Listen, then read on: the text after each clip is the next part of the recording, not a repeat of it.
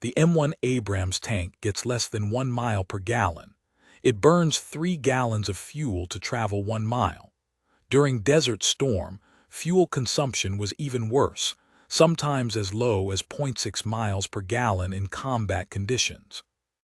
That sounds like a disaster. A 70-ton tank that drinks fuel faster than most helicopters. Logistics nightmare. Supply lines constantly stretched. Fuel trucks racing to keep up with advancing armor. Except it wasn't a disaster. During the 100-hour ground war, American Abrams tanks advanced 260 kilometers across the Iraqi desert at speeds up to 30 miles per hour. They fought continuously for 4 days, and not a single M1 ran out of fuel in combat. How? Because the Abrams doesn't run on one fuel. It runs on any fuel. This is the story of the turbine engine, the controversial decision that almost killed the Abrams program, and why that terrible fuel economy was actually a massive tactical advantage.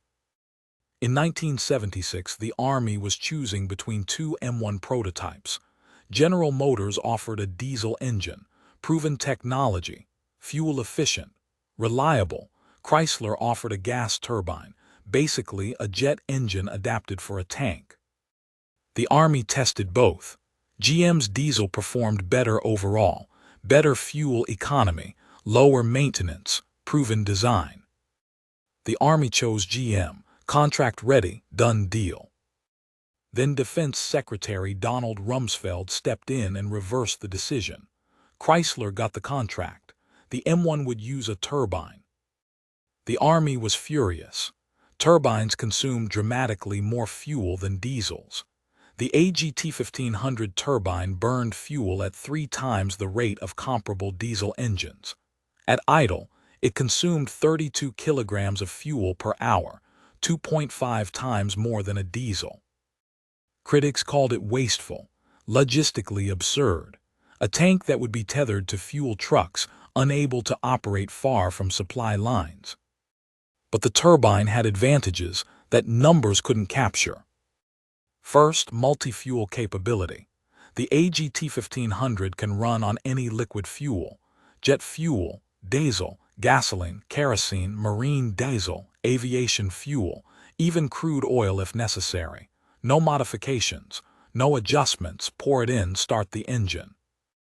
Diesel tanks can't do that. They're optimized for diesel fuel. Use something else and you risk engine damage. In Desert Storm, that mattered. Coalition forces operated from multiple nations with different logistics systems. American tanks could refuel from Air Force JP-8 stocks, British diesel, Saudi fuel, whatever was available. One Abrams company ran low on fuel during the advance. They topped off from abandoned Iraqi fuel trucks, diesel meant for T-72s. The Abrams turbines ran fine. Try that with a diesel engine, and you're risking catastrophic failure. Second advantage: instant power. Turbines deliver full power immediately.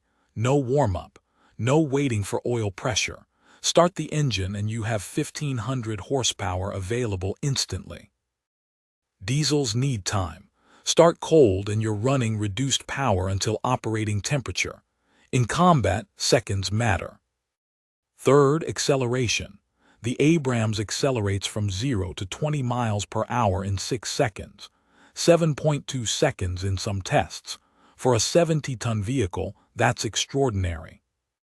German Leopard 2s and British Challenger 2s, both diesel, are slower off the line. The turbine's power-to-weight ratio gives the Abrams acceleration that saved lives in ambush situations.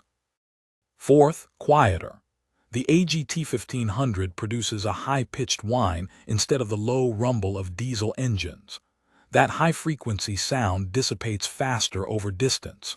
Iraqi soldiers couldn't hear Abrams approaching until they were much closer than they'd expect for a 70-ton tank.